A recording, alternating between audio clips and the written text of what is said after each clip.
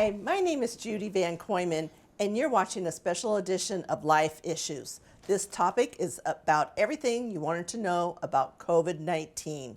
And my guest is Meredith Hurley. Welcome, Meredith. Hi, Judy. Thanks for having me. My pleasure. Meredith, what is your title? I am the Director of Public Health and Clinical Services for the Town of Winthrop. Huge job. I was going to say that's a big job, but it's huge for everything that you have been going through. How long have you been a nurse? I am approaching my 19th year. No, I just passed my 19th year of being a registered nurse. So I spent the first 12 years of my career being an inpatient nurse at Boston Children's Hospital. So I worked on the neuroscience inpatient floor, which I adored. And then about 7 years ago, I started, as my kids got older, I started substituting a little bit in the public schools as a nurse, and then the town had a vacancy for their public health nurse, so they asked me to fill in for that role. And I had no idea what I was doing at all, because I was used to caring for sick little babies. And I had no idea about really infectious disease control or foodborne illness outbreaks or truthfully anything else. So I it was a learning curve for sure. But I ended up really liking public health. And about 6 years ago, I transitioned to doing public health full time. So I started off being the full-time public health nurse for the town, and then I went and I worked in the public schools when the new high school opened as their nurse for about 2.5 years. And then the position of director was posted, and I came back to the town side about 2.5 years ago. Okay, so you've done a little bit of everything being a nurse, so good. Been all over the place. Yes, yes. And for over a year, there's been a very serious disease called COVID-19. Where did this disease start? So COVID-19 was first identified in Wuhan, China. The first alert that was made to kind of, so there's surveillance throughout the world for infectious disease. So the first alert that kind of that went to that upper level of the World Health Organization and started to really get some traction was made on December 31st of 2019. So that's when a physician in China had identified what we call a cluster. He was starting to see, this one physician was starting to see a series of patients, and he was seeing very diffuse pneumonia. So it looked different than a lot of pneumonias that had been previously identified. So from there, that's when they started to really hone in on what this looked like. People were presenting with the respiratory distress, a pneumonia. They were seeing a higher morbidity and mortality with this virus, and it wasn't coming up. So in the same region, they'd previously had SARS, severe acute respiratory syndrome, back in about 2003. And this was looking a little bit different, but they didn't know what it looked like. So there's a term that we use, and it's called emerging infectious disease. So COVID-19 was an emerging infectious disease. It hadn't previously been seen before. That's why it's considered novel. And that's where the name came from. So it's novel COVID-19. Coronaviruses have been around for a long time. And what had happened was, what they've now determined was that ecologically, it can happen that there's a transmission from an animal to a human. It's called spillover. So that's what happened here. So and it has to have the perfect kind of circumstances for that to happen. So coronaviruses are very prevalent in the rodent and particularly the bat populations in Asia. And as a result of either ingesting or coming in contact with, one particular human became sick with coronavirus. And then that human was able to transmit it on to a series of others. And it's highly infectious, so that's how it jumped from an animal species to a human species sometime at the end of 2019 and started causing this pneumonia-like illness. Unbelievable. So what does COVID-19 stand for? So it's coronavirus, and see that's how long coronaviruses have been around. It's the lack of a better word, the genotype. Like it's the 19th coronavirus that's been identified. Wow. Yeah. Okay. Interesting. And what are the symptoms? Oh, there's a wide range. So what we've initially identified as symptoms, and I'm sure everybody can kind of, what we first were looking for COVID-19 were the fever, the cough, the respiratory distress. That's what we first were looking for. Fever was one that was really high on the list of looking for symptoms. That has since kind of fallen down the list of like have-tos, right? So like the have-to symptoms to identify COVID-19. Interestingly, loss of smell and loss of taste have really risen high up because some folks will be asymptomatic but only lose their smell and taste, and that's indicative of, that's like a concerning symptom when we tell people they should go and get tested, they should start quarantining and isolating based on that. We've also had people experience some pretty significant gastrointestinal symptoms. Some people have had some vomiting. I've had quite a few people describe some diarrhea, some nausea, just like a really bad belly for a while with it. And I think that's just kind of, so GI symptoms were not part of the initial symptom list, but now it's pretty high up there too. I started probably recognizing that the third week into the pandemic was that, and that's, I've learned a lot about the virus just by, part of my position is to do a fair amount of the contact tracing and the disease investigations. We've since gotten a lot more support from the state and the contact tracing collaborative. So, and we've added some staff and some volunteers to my office. But for the first, I want to say, 6 months of the pandemic, I was really the one that was mining a lot of the information. So with that, it was a lot of documentation, a lot of note-taking, and really seeing how this disease, this virus was hitting people differently. So for some people, they're relatively asymptomatic. We rarely saw asymptomatic folk right at the beginning because the testing wasn't available enough. So unless somebody was showing symptoms, we weren't doing testing. And even for people that were doing testing, they weren't necessary, even for people that were showing symptoms, they weren't necessarily being tested in the first few weeks of the pandemic when we went to a state of emergency and we were seeing cases rising. Unless there was a travel history, people were not being tested. And it took a couple weeks before those guidelines, and that was because we didn't have test availability. And luckily, we were able to stand up really robust testing here in the state of Massachusetts that was able to kind of capture really where this pandemic is, because it's really like a silent hunt is what I call it, because unless somebody's presenting outwardly with the symptoms, you don't know if somebody's carrying it, and there's a lot of different factors that can go into that, and there's still, we're still learning so much about the virus as it goes along. Mm-hmm. Exactly. Some people have had severe symptoms and others don't even know that they have it. Why? Mm-hmm. So there's three, in the science and the biology of this disease, there's three factors that they say lead to the presentation or how sick somebody gets. So one is their genetics, and number two is what their immune system is doing. And number three is their exposure. So all three of those kind of come together, and those are the determinants for how sick somebody is. So, and we're still, I think it'll be years before we understand how all of those interplay, like why one person gets more ill than another. There's been speculation about blood type. There's been speculation about, the mode of transmission.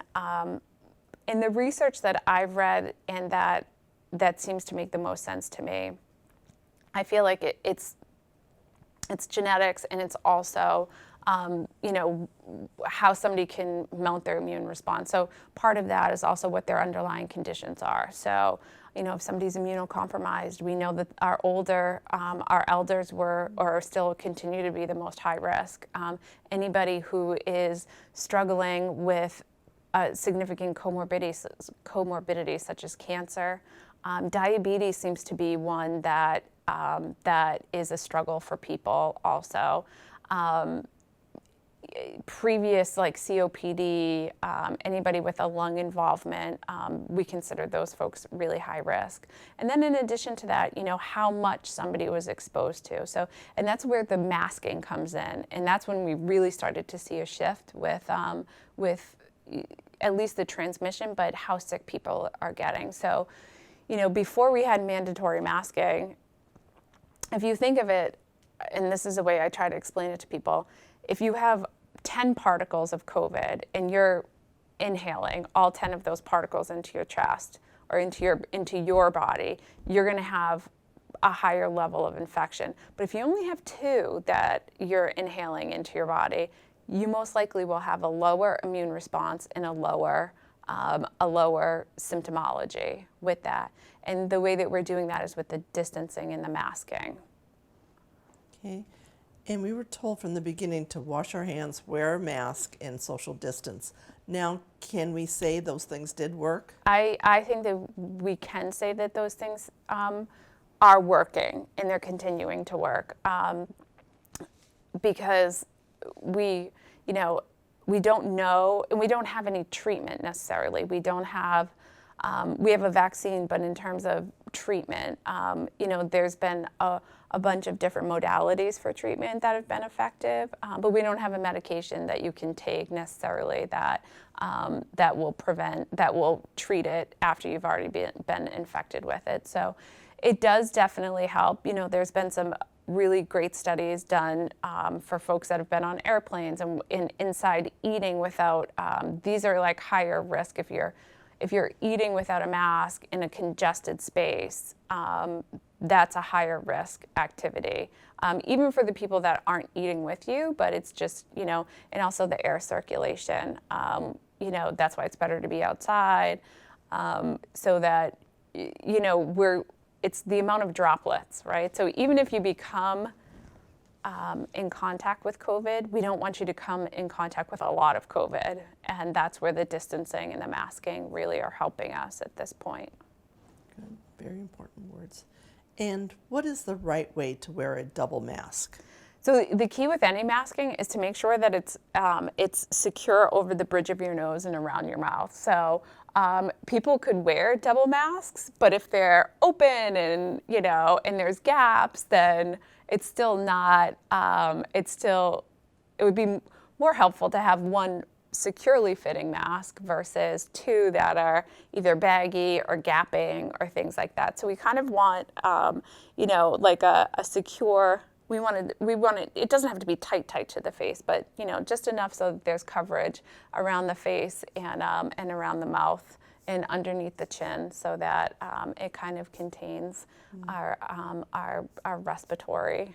Yeah, so it's better to wear, if you can, a double mask opposed to a single layer. Mm-hmm. Yeah. Even the kind of the throwaway quasi-surgical masks, triple layer is better. That's why some places have banned just the gaiters that a lot of people were using, is because those are usually just 1 layer. So they're not as effective. I know the FDA, a fair amount of the airlines have banned them completely. But I think the FDA is looking at banning them across the board. But yeah, a double or a triple layer mask is best.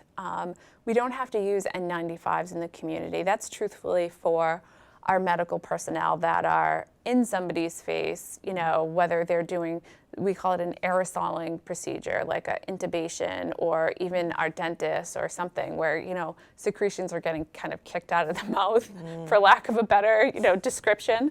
But, you know, when they're getting kicked out of the mouth, like you really want to have, and, you know, early on in the pandemic, and we were so caught off guard because our PPE supplies were so low. those folks that are in the hospitals on the front line, they were asked to be doing their job in really difficult positions. So, we're still mindful of, I think we're all still a little bit skittish about utilizing our supplies to the best of our ability and not being wasteful of, because I do believe that, just a good surgical or double or triple ply mask is just as worthy. Okay, great. And there is a test to see if you test positive or negative for COVID. How do they test, and how can our audience get tested? Sure. So there's a couple of different ways. The standard right now for most testing is something called the PCR. So and it's a nasal swab. So that's the most prevalent right here in Massachusetts. So it's a nasal swab. Initially they used to go all the way up, like tickle your brain, we used to say. I did a fair amount of testing early on, and unfortunately you knew you were successful if somebody either had like tears in their eyes or like, not from pain, but just from like that irritation, or if they ended up sneezing at the end of it. Lots of runny noses, things like that. So now they don't go up as far. They say you only have to go as far up as your finger goes in your nose. So, and just kind of swab around on each side. That's what most of the state sites are using. There's also rapid tests, which are the data shows that they're very useful. Most institutions, meaning if you're traveling or if you're going to school, if you're going to college, you have to have a PCR test. They really don't want rapid tests. They don't accept them. We've seen a few saliva tests. A lot of colleges are using those because they're doing a lot of like pool testing where it's a little bit easier for the kids to do that because they're being tested much more frequently. But the gold standard here in Massachusetts has been the PCR nasal swab. And we have a site here in Winthrop, but that's shutting down as of tomorrow, March 26th. But they've continued the sites in Revere and Lynn through June. And the Stop the Spread site on the mass.gov website lists all of the locations. Some of them you need an appointment. Revere, you need an appointment. Lynn, you need an appointment because they're part of Project Beacon. But for, I believe over in Chelsea and Everett, they still have walk up, drive up, Stop the Spread sites. Great. That's good to know. And what is a COVID-19 long hauler? Oh, that's a great question. That's starting to come out a lot now. So COVID-19 long hauler is somebody that has these long-term effects from after their initial diagnosis of COVID-19. So most people clear isolation 10 days after symptom onset. So meaning, the period of kind of incubation into infectiousness, into isolation is what we understand it to be now is that a person will be exposed on day one. And then there's a 48-hour incubation. So on day 3, that's when they become infectious. So then that person generally is infectious day 3 and day 4. And on day 5, they start showing symptoms. So then we say from day 5, it's a 10-day isolation. And generally the infectiousness peaks around that would be like day 8, day 9 post, and then it starts to decrease, meaning like the amount of virus they're shedding starts to decrease. And so then by day 10 after the symptoms start, which is about day 14, day 15, that's when we say that they are no longer infectious. And Harvard has done some amazing studies on this where they've tracked the viral load. And so that's how we know what this wave looks like. So most people kind of clear their symptoms by day, kind of like on the 10th day, 11th day, they finish riding out their isolation, and then they're safe to return to our communities after that. Long haulers are folks that have gone through that, have then tested negative, have cleared the isolation period, but continue to have significant symptoms. Some of the symptoms that I've heard people describe is like fogginess, obviously very low energy, some fogginess in the brain. Some people refer to it as COVID brain. It hasn't been shown, for example, on an MRI or a head CT that there's any sort of activation or structural changes in the neurosystem, but it seems like they're starting to track these descriptions of symptoms.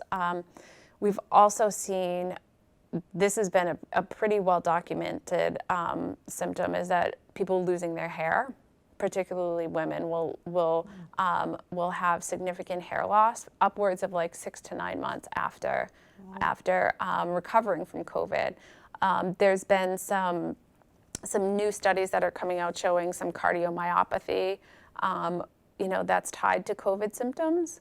So these are the folks that are deemed the long haulers. They're the ones that they can't really figure out why the symptoms are staying, why they're not kind of recovering. That is going to be really useful and really interesting to watch. There's been some ideas coming out that it has to do with, number one, the trauma that your body has been through, because our bodies have never seen COVID-19. It's brand new to all of us.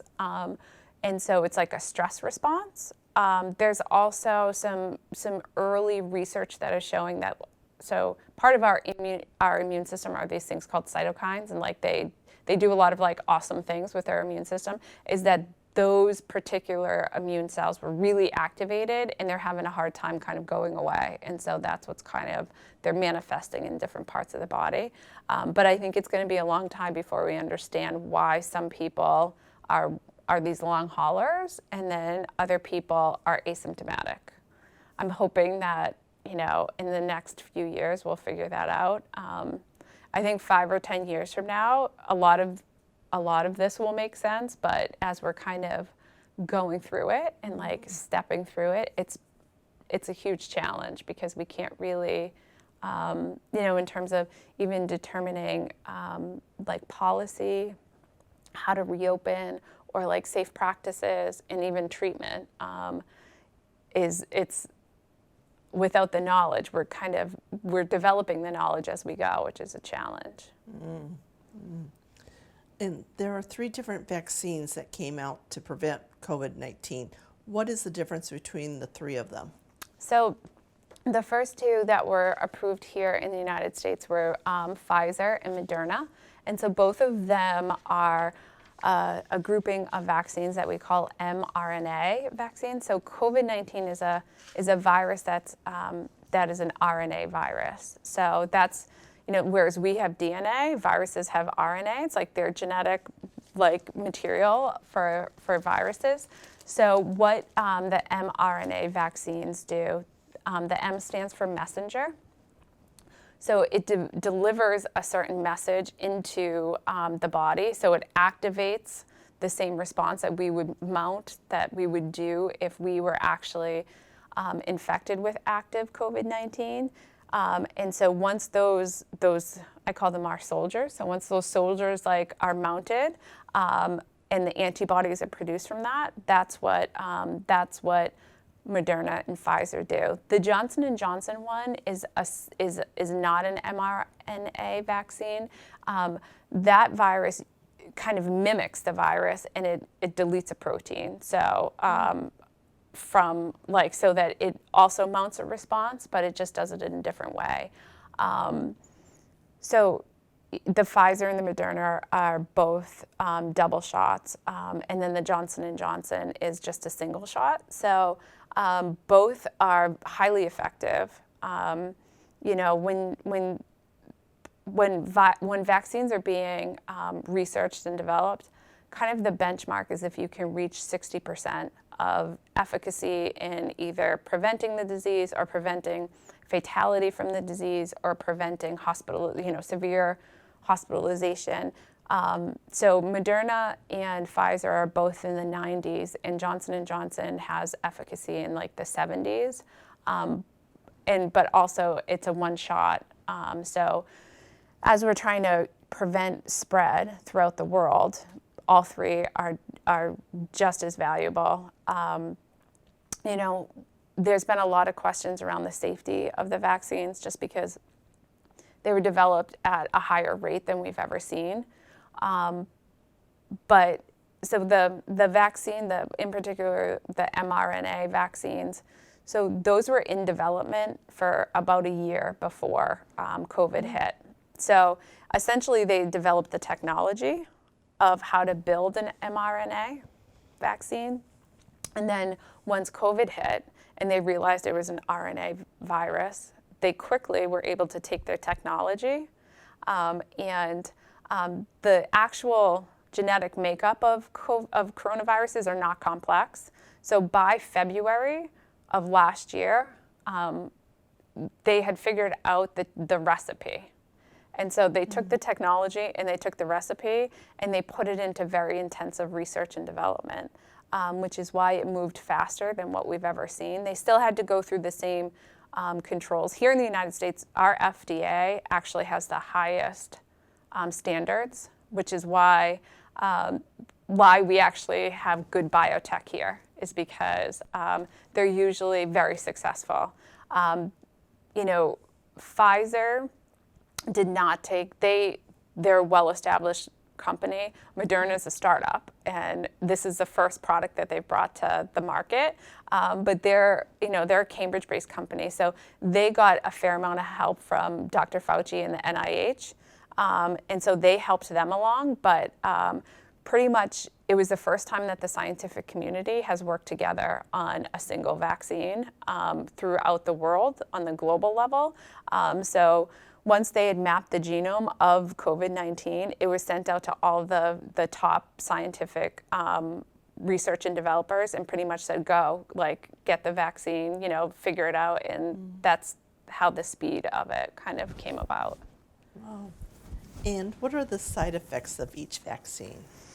Great question. So it varies. So we're in the vaccine process now. So I've seen, you know, there are folks that have a very minor response, I call it. Yeah, I've had both of my shots. The first one, I had no side effects. The second one, I was fatigued. Some people will have chills. The overarching response is that it lasts, if people have side effects from it, it tends to not go more than 24 hours. So typical side effects people will describe body aches, chills, fatigue, muscle aches, and a lot of times it'll resolve after 24 hours. I do, in talking with people, for folks that have tested positive for COVID-19 in the past, they tend to have a more robust response, which I think makes sense because, you know, you're putting, they've recovered, so like their body knows what to do when they're seeing this virus. And so I think after somebody is recovered from COVID-19 and then they're vaccinated, it's like their army is like, oh, hey, we know what to do, and they mount a much more robust response. But then once your body figures it out, it usually retreats within 24 hours. Okay, and I know they had something on the news recently about people that had the shot that their arms just got really red, like a red rash and stuff. It wasn't immediately after the vaccine. No, it's about 3 to 4 days, like 2 to 4 days after. Yeah. So there's like these, so when I was talking about cytokines, there's like these other little soldiers in your body called T cells. So the T cells are kind of those guys that come in like 3 to 4 days after and help with your immune response. So what you're seeing are an infiltration of T cells at that site that's like causing that rash, which is normal. There's no ill effect. You know, sometimes I've had a few people ask me questions about it, so I just advise them to take a marker and just draw on the periphery of it, just to make sure that it's not like spreading. So once it presents, like, and it usually will go away in under 5 days. So it doesn't develop into like a cellulitis necessarily, but you know, it's concerning. Nobody wants to see that on their arm. But that's where the immune response is coming from. And it's just a delayed immune response at the local site, is what we say. Okay, great. And should all adults get the vaccine? I think that the vaccine is safe for all adults. I think I advise people that they should do their due diligence in doing some research and see how it makes them feel and see if they're comfortable with it. I feel comfortable with it. I clearly did probably too much reading on the vaccine and the development process and how it was made. But I think people need to make their decisions for themselves, so that they can decide how they, what they want to do. And what about for children? So they're in the clinical trials right now. The Pfizer vaccine is safe for those over the age of 16. And they're hoping to have an answer on the data that will be released by August as for the safety in children. I know Moderna right now is in clinical trials for those under the age of 12. So it's pretty low. Another question that usually comes up is about pregnancy. There's been no documentation that it is unsafe for either pregnant women or women that want to become pregnant, and also lactating moms are encouraged to get the vaccine. There was just a case, and I know that it was in the news too, about a mom that was pregnant and received her doses of vaccine, and the baby had antibodies, a low level of antibodies to COVID-19. So what we know is that it seems like the vaccine and the antibodies are able to cross in a good way into the placenta to give to boost a bit for the baby's immune system, but there's no negative effects on the placenta and the fetus. Great, that's good news. And after receiving the vaccine, should people continue wearing their mask? Yes, we're 14 months into this now, 15 months into this, so we can't even say how long. We know that the vaccine, we're 4 months into the vaccine administration. We know that we're getting 4 months out of antibodies. We'll know next month if we can get the 5 months. These are all things that we're still determining, and it hasn't been definitively said one way or the other. If you can still carry COVID-19 and transmit it, but you're not sick with it. We know that little people, kids for some reason, and this is also something that we'll understand later on, generally are not getting very sick from COVID. Definitely our older populations are getting sick, but I'm interested to figure out why. Children in particular have been able to tolerate exposures and sickness to COVID-19. There's been some other kind of sequelae that come out, like with whole system inflammation with kids, but trying to figure out why kids, that's gonna help us kind of inform about, but about mask wearing, if we're vaccinated, can we still carry and transmit? They haven't been able to definitively tell us that, yes or no. So I would say yes, the mask wearing. I mean, the CDC guidelines is if you're in a group of people that have been vaccinated have completed their vaccination course for greater than 2 weeks, then it's safe to take your mask off, and with everybody being unmasked. So I do trust in that. But kind of mixing between vaccinated and unvaccinated folks right now, I think the safest bet is to still keep our masks on. Definitely. Okay, and how would someone schedule a vaccine for themselves? So there's been a lot of confusion around the vaccine rollout here. And truth be told, I do think that there was some confusion from the federal levels down to the state levels, down to our local levels. So I think that they had to switch on the fly and really try and figure out, I think the assumption of how many vaccine doses we were getting here in Massachusetts or to all of the states, and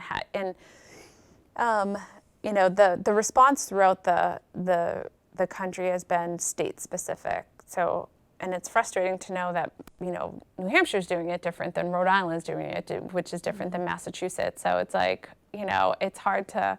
So here in Massachusetts, they've just started online sign up.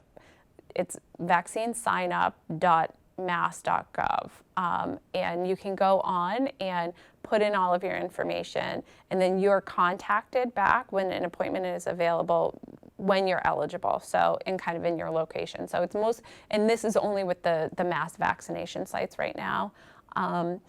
We also encourage people here in Winthrop to contact, if they're eligible, to contact the East Boston Neighborhood Health Center. They've been doing phenomenal work with the communities of Winthrop, Revere, and Chelsea, and East Boston, of really having good access to vaccines. And then also local CVSs. The CVS in East Boston has vaccines. I know the CVS in Revere, Walgreens in Revere. So there's local pharmacies that are also, and then also some of the health centers. So like Beth Israel Deaconess in Chelsea, Mass General in Chelsea, Mass General in Revere, they're reaching out now to their patients as eligibilities kind of shift, and contacting them so that they can make appointments as well. Awesome. In the news now, we have been hearing about variants. What are they? It's a great question. So variants are so about the DNA, right? So about the RNA of the virus. So variants are when it shifts a little, like when the genetic makeup of the virus shifts. So it's usually like a deletion of something or an addition of something. And so a variant can change the way that the transmission or the infectivity or it's a mutation, essentially. That's probably a more common word that most people will hear. So viruses and bacteria have been around for umpteen million years, and they're very smart. And so what they have done is, as they interact with humans, they figure out how our body works, and then they flip it and they change it, and they figure out how to be more effective. And that's what and every virus does this. This isn't unique to COVID. This is just how they all operate. So a variant is like a slight shift in the original kind of recipe that we were talking about. So like the recipe got switched. It changed out an ingredient in some way, and that's what the variant is doing. And so there's a bunch of forces that drive variants. It's like more of a global conversation, but it's when it's constant. We will see more variants come out over the course of the next few years. It's also why there's different strains.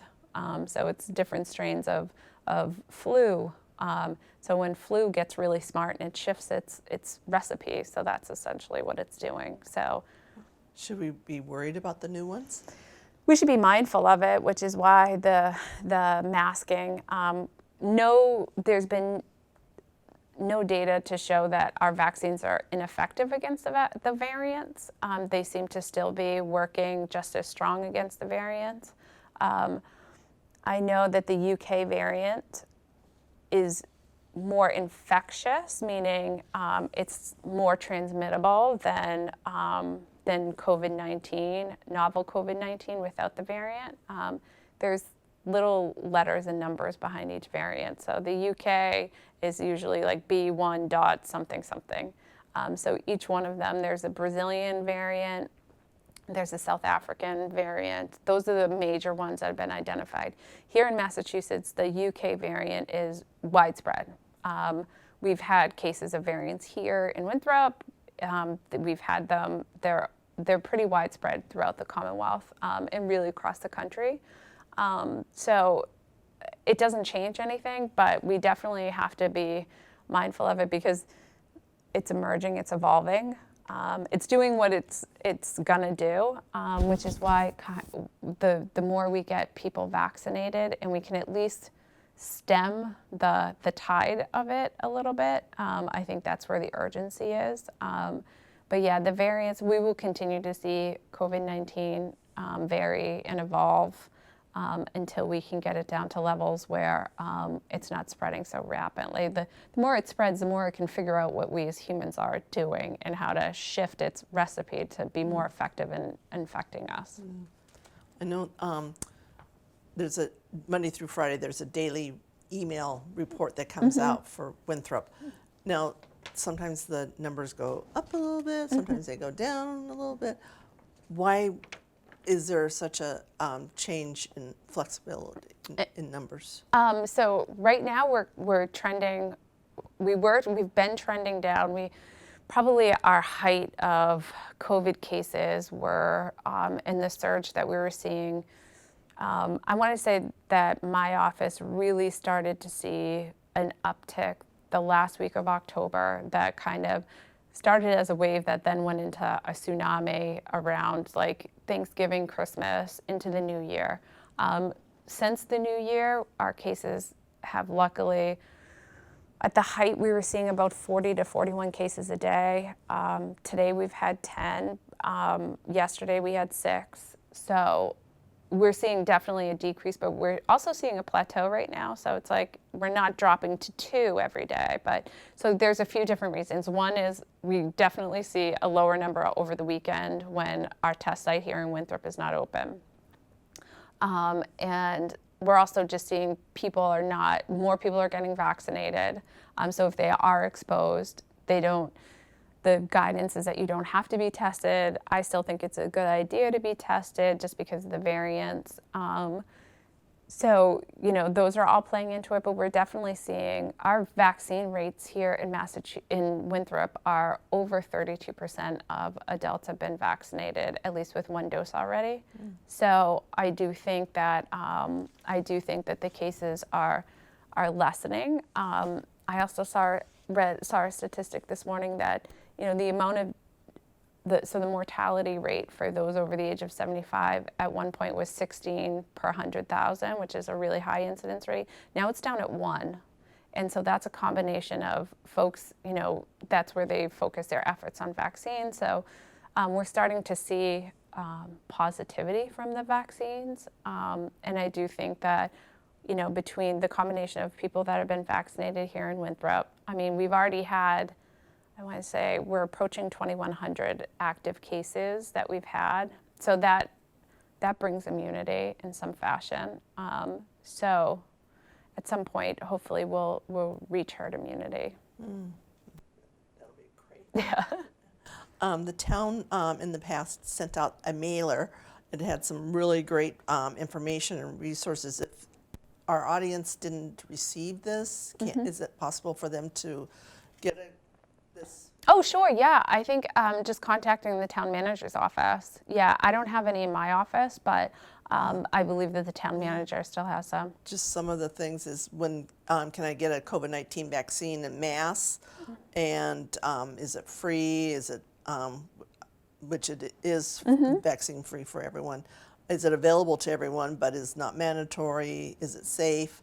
And then they have vaccine locations and appointments, COVID-19 testing site information that we've talked about, and resources and assistance for seniors, food and fuel assistance, for other state resources, all kinds of great information. This is great to have. Yeah, It covers everything that anybody, because people really got down and out, desperate during this. Yeah. Between the mental illness and food and rentals and stuff. So and job law, I know it's been and jobs, yeah. It's been a huge struggle. And when the governor announced the eligibility, we had already gone to print with that. But I think it's good to note too that the next right now, anybody over the age of 60 is eligible to be vaccinated. Beginning April 5th, it's going to be anybody over the age of 55 will be eligible for vaccination. Also, if you have one comorbidity. And then beginning April 22nd, anybody over the age of 16 will be eligible. So I encourage folks that even if you're not eligible right now to go and sign up on the state site, because then you'll just be made aware when you are eligible and there is a vaccine appointment available. you'll just get an email. And there's also a way and I've done it for a few people, where I've entered their information for them, and you can designate that, and then also designate that this person does not have access to a computer, and they need a phone call, and then the state will call them with an appointment too. Yeah, that's a great help, Yeah. especially with a lot of the seniors. Yeah, and we can help coordinate transportation as well. Oh, that's great. Yeah. That's great info. For the vaccine here in Winthrop, people were handed what people were calling little goodie bags. Goodie bags. And this, this is a great resource too. They were given masks and hand sanitizer, a little bar of soap, and then there was also prevent COVID-19 information also in a couple different languages too and stuff. So can people get this? Oh my gosh, we have thousands. Yeah, we have thousands. We were provided those through the state, through MEMA, and also through Mass General. Oh, nice. Yeah, so they all banded together and they put them all together for us, which is nice. Yeah. Yeah. If anybody needs anything, they can call the EOC. Because I noticed that even just for basic masks and stuff, like if there's 3 or 5 to a package, it costs like, Yeah, it costs a lot of money. We saw a ridiculous amount of price gouging during the supply shortages, and I mean, I'm still looking at what I paid for gloves last fall is way different than what I'm paying for gloves this year and I'm just lucky to even have them at this point. We were on allocations from a lot of places. We were really using our networks and our friends like in FEMA and MEMA to try and get some of the supplies that we needed. Even PPE when we were, trying to do some testing of congregate care settings. I mean, to not have that and be trying to test people to prevent really spread in our most vulnerable was a very scary situation. Is there anything else that you would like to share, Meredith, with our audience that we didn't cover today? No, just to continue to, do your due diligence and, wear your mask. And, it's nice to see people starting to be able to see their grandparents and see the grandchildren and see our families again. I think that's what was the hardest, was the loss of time and being around those that, are most near and dear to us. So I think the next few months will be a nice awakening for a lot of people in terms of being able to connect with their families again, and just continue to wear your mask until there's a time when we're all kind of safe, and just be mindful. And we don't have to be perfect. We just have to be safe. Right. And if anyone has any questions about COVID-19, can you please give us contact info? Sure. So we have a website. It's winthropcovid19.com. But also we staff the Emergency Operations Center. We call it at the E.B. Newton building, and that phone number is 617-539-5837. So we can usually answer most questions there. Great. I'm sorry, but that's all the time that we have. Thank you, Meredith, for all you do for those in need and for our town of Winthrop. I'd love to hear your thoughts and suggestions. Please send them to lifeissuestv@gmail.com. And remember, live each day to the fullest and celebrate life.